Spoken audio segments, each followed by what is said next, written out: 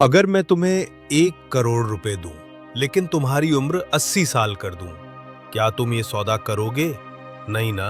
तो सोचो, तुम पहले से करोड़पति हो, लेकिन तुम्हें पता ही नहीं। बहुत समय पहले की बात है। एक शहर था और उस शहर में एक बहुत ही अमीर आदमी रहता था। वो इतना अमीर था कि लोग उसे चलती फिरती दौलत कहते थे। लेकिन अब उसकी उम्र हो चली थी। वो करीब 80 साल का हो गया था।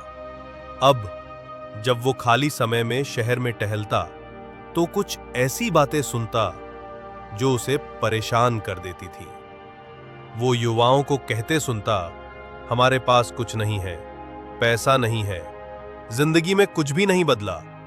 और फिर वे उसका ही उदाहरण देते, जिंदगी हो तो उस बुजुर्ग जैसी। ये सुनकर उस बुजुर्ग का मन बेचैन हो गया। वो सोचने लगा, क्या मेरी दौलत ही इनकी प्रेरणा है? कहीं ये अपनी जवानी को नजरअंदाज तो नहीं कर रहे? और फिर उसने एक योजना बनाई। एक शाम उसने पूरे शहर को खाने पे बुलाया। सब कुछ शानदार था, खाने का इंतजाम, रोशनी, मेहमान नवाजी, सब लोग खुश थे। लेकिन खाना खत्म होते ही वो बुजुर्ग मंच पर गया और बोला, मेरे प्यारे नौजवानों, तुम्हारे चेहरे की चिंता मुझे परेशान कर रही है। बताओ, तुम क्यों दुखो हो? लोग बोले, हमारे पास क्या है? हमारे पास पैसा नहीं, काम नहीं, आराम नहीं, और आप तो सबसे अमीर हैं। तब उस बुजुर्ग ने कहा, ठीक है, अगर मैं तुम्हें अपनी सारी दौलत दे दूं, करोड़ों की संपत्ति, लेकिन बदले में तुम्हें मेरी उम्र लेनी होगी, 80 साल का बुढ़ापा। पूरे हॉल में सन्नाटा छा गया।